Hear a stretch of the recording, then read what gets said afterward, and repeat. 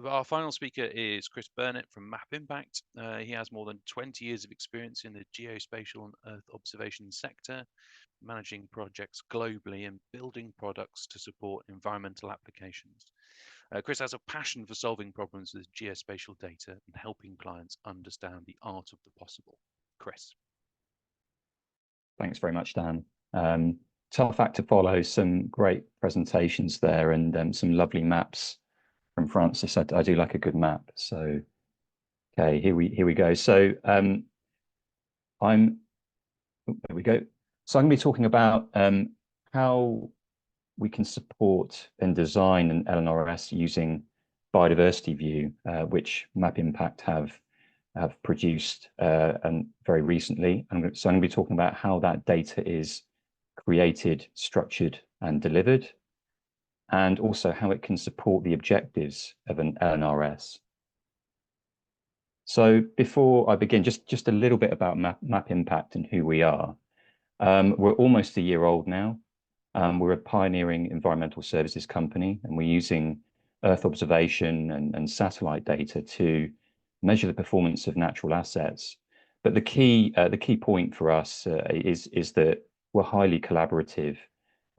We believe that it's imperative for everybody to work together to solve the nature crisis, and that's what we want to do. That's why we're here and why we're talking today. So just to talk a little bit about BiodiversityView, we launched that at the end of 2023, originally to coincide with the launch of the biodiversity net gain legislation. So we were on time for that, although it's been delayed slightly. And that was the original intention of the data set. But in speaking to users, we found that actually it has it's very useful for an LNRS. The reason being that it's a nationwide data set. It's available right now. It covers the whole of England, and it can provide an ongoing report of terrestrial biodiversity status. And we're looking at rolling that out to neighbouring countries such as Wales, Scotland, Northern Ireland in the very near future. And it provides an indication of biodiversity condition every 50 metres. And it can be supplied to a wide range of users, such as landowners, developers, local authorities, ecologists, and many others. But the important point to note here is that this is a screening tool. That's what it's designed for. It's designed to identify opportunities for nature recovery, to identify in the future, to identify any change in habitat condition. And it's not designed to replace ecologists. We see this as a tool to help guide where ecologists can be deployed and where focus, where there needs to be a focus on a site-by-site basis. So because it's a nationwide data set, it's consistent and it's objective. So you can see here on the left-hand side, this is the data set as it currently stands, covering the whole of England, with a condition score of 1 to 3, so it aligns with the Defra Biodiversity Metric. But it can also be provided for a responsible authorities area, for example, here showing the area of Gloucestershire. And it can also be used on a site-by-site basis, as you can see on the image on the right. And as you will probably have noticed in the images I've shown you so far, we're delivering the data using hexagons. So why have we used hexagons? Well, they have greater connectivity than a traditional square grid. Obviously, there's more adjacent hexagons, so you can surround six hexagons around this hexagon you see on the screen here, which really supports that need for connectivity from an environmental perspective. And we're also using the system we're using as a global system called H3 that's developed by Uber. So the beauty of that is that you've got a unique hexabin ID. You can understand the change at a hexagon level on a regular basis, and that hexagon grid spans multiple countries. So we're able to, right now obviously our focus is on England, but we can actually take that product elsewhere to other countries as legislation develops. There's less distortion from the curvature of the Earth in a square grid, and that means that the area size can be much more uniform, which is important for understanding habitat units. And nested grids are possible, so we can zoom in to get a bit more detail. We can zoom out if we want to look, maybe at a continent-wide scale overview, if that's required. And there are 3 key attributes within each hexagon. So we have the habitat type, we have a distinctiveness score from 2 to 8 that aligns with the Defra Metric Calculator, and we have a condition from 1 to 3. And as I mentioned earlier, each hexagon is about 50 meters wide. So the habitat types that we're supporting, we're not able to fully identify all of the habitats within the Defra Metric Calculator, mainly because of the granularity of some of them. But we're able to identify 39 different habitats that are terrestrial and intertidal. And those data sets are compiled using open source, those habitats are compiled using open source data sets, such as the Living England dataset from Natural England, open source data sets from Ordnance Survey, OpenStreetMap. And so, that provides some benefits because they're all provided through an open license. They are static layers, and I know Natural England plan to update Living England very soon, and we ourselves also plan to update the habitat map that we created, mainly because we want to update the data at least on an annual basis. And the important point to note here as well is that we're a UK Hab partner, so we're able to use the habitat descriptions and terminology as we supply the data. And the image on the right here, this graphic on the right, just shows how we've compiled a national habitat map using these open source data sets, and how we're sort of feeding that into a hexagon grid. So there's a level of generalization going on there. So this is quite a busy page, and I'm going to attempt to talk through this. This is where the satellite data comes into play, and how we observe condition. So you can see the satellite at the top center of the page here. We've got our hexagon grid on the right. And this is quite a simplified overview of our methodology that I'm going to talk through here. So we know the habitat types from the open source layers that we're using. So habitat X, Y, and Z. And what the satellite is passing over each location in the country once a week, with cloud, assuming we've got cloud-free data. And what we've actually got is on this page here is a simplified lookup table. So we know that habitat Z has a particular satellite-derived index that we would assign to it to understand the condition. How do we know that? Well, we're working with ecologists, and Dan in particular. There's an image of Dan on the left-hand side there, where Dan's going out into the field. He's using the Defra Metric Calculator to observe the habitat type and to observe the condition using the criteria within the metric calculator. We're then using a satellite image, ideally from the same month, if we can, the same week, to confirm the identity of the habitat using the open source data. And then we would try various satellite indices to try and align as best we can with the condition score that Dan has identified. And then once we're happy with that, we select our chosen index. And because each index has a range, normally from -1 to +1, we can then understand, well, where does the condition of that habitat sit within that range, within the local area? And then we can assign a condition score to that particular habitat using a specific index that's been assigned from the ground truthing process. And this is an example of one of the sites that we visited, which is Greystones Farm, which is managed by the Gloucestershire Wildlife Trust. So here in this particular example, the habitat has been observed and the condition has been observed. And we've got a good number of ground truthing points from 2023, We're looking to start a ground truthing campaign very soon in 2024, but we could always do with more points to refine and train the model, and that's something that we're keen to do as the metric calculator is used more and more this year. So currency of data and satellite data in particular is important. What we intend to do is use satellite data from March through to September. There's a couple of reasons for that. One of them is because I'm looking out of my window and it's very grey today. And ideally, we can get the best possible cloud-free imagery during this period. The second being that the metric indicates that data should be collected during optimal conditions, and we feel that that's the optimal time period to be collecting satellite data. And so with that in mind, what we're planning to do is to update the data set every October.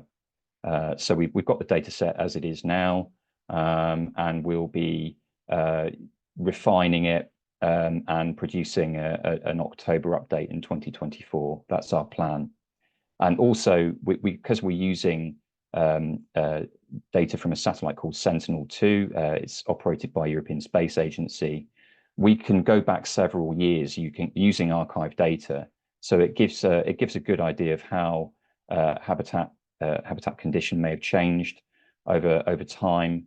And we've identified, looking at cloud cover over the past few years, that we can go back to 2017. So in terms of delivery, we provide BiodiversityView via an API, a web feed, and we provide a user with instructions and login details to access that data. So it's supported by and can be queried within standard GIS software. So for example, QGIS or Esri, ArcPro software, if you're familiar with those platforms. Obviously, other GIS platforms are available, and we can work with users who might use those to bring the data into those platforms. So I'm not an expert in an LNRS. We've already had those great presentations, but obviously just a quick summary. Obviously, there are 48 responsible bodies, and they agree the priorities for nature's recovery. And the main requirements are to map the most valuable existing areas for nature and map specific proposals for creating or improving habitat for nature and wider environmental goals. And so, given the nationwide coverage and consistency of BiodiversityView, we feel that it's a good data set to help with those requirements. And so Francis had this diagram in his presentation, which has come from the statutory guidance from Defra. And two of the main requirements here to help build the LNRS include a local habitat map, which we can support. So with the BiodiversityView data, it's possible to present and use the data in the form of a habitat map, as you can see here with this map surrounded by the gold border, and also to provide a statement of biodiversity priorities. So what we can do using the data with the image on the far right is we can actually take a look at the condition score. And what we've done here on this particular image is inverse that. So the darker green areas are habitats that are performing poorly in terms of condition compared to the surrounding areas, and could be considered as priorities for nature recovery. But that really helps to understand in where do you deploy your resources, where do you go to site to actually investigate and understand what measures you need to take to ensure that happens. And so just considering some of the lessons learned from the 5 pilot studies, which Megan covered as well, with Cumbria in particular, but also this is available on the internet through the government website, so you can take a look at this. And I've just selected a few here from that list. So One important point is that LNRS products should look to achieve consistency across boundaries to make it easy to use more than one at a time. So because BiodiversityView is a nationwide data set, it could be considered as a source for multiple LNRSs where responsible authorities could work together to look at habitat and condition across boundaries. Responsible authorities have to draw on partners to give them capacity and expertise that they need, particularly with ecology, data analysis, and GIS. So Map Impact can support integration of BiodiversityView using GIS expertise. We've got many years of GIS expertise within the team, and it's not our intention to provide any data and just walk away. That's something that we can support with. National level habitat information provided was very hard to manage due to the size of the data. And so BiodiversityView is available on a national level. We're serving it through a web feed for each specific LNRS area to ensure that data is manageable. And it's not data heavy. We provided the base attributes within the data so that experienced GIS users can derive more information from that data. Assessing habitat quality was difficult due to a lack of recent data. So the condition scores that we've derived from the satellite were acquired from March to September 2023. And as I've said, it's our intention to update those condition scores on an annual basis. Presentation of data needs to be accessible enough to empower non-specialists to make informed suggestions about what their priorities are. As Megan mentioned, prioritization is really important. So we provided the data so that it can be presented in a simple way with habitat name, distinctiveness, and condition.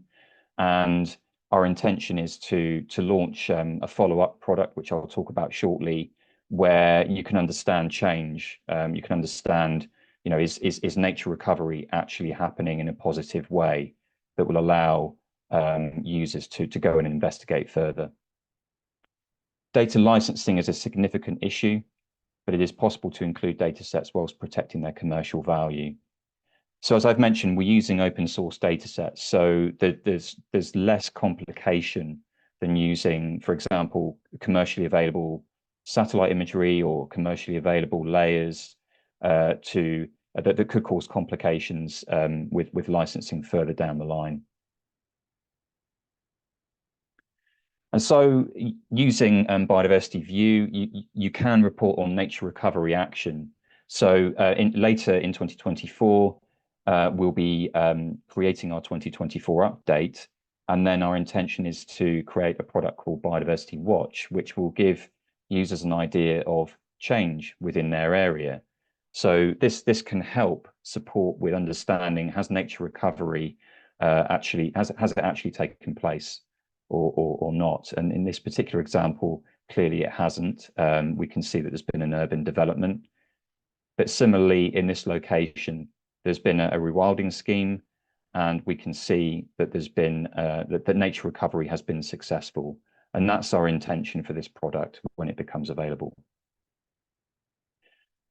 And so where can BiodiversityView support in the process change? So this is a schematic, a process flow from Future Homes Hub that's specifically focusing on biodiversity net gain. We've identified that BiodiversityView can support with early screening as part of a pre-application advice. And then again, it can be used for ongoing monitoring to ensure compliance over the 30-year period. But with an LNRS, we also feel that it can be used to identify opportunities for nature recovery that could then be considered as part during the pre-application stage. And then it can also help support reporting on nature recovery action. So BiodiversityView essentially is an effective screening tool to compile your LNRS. That's it from me. Thank you very much, everyone.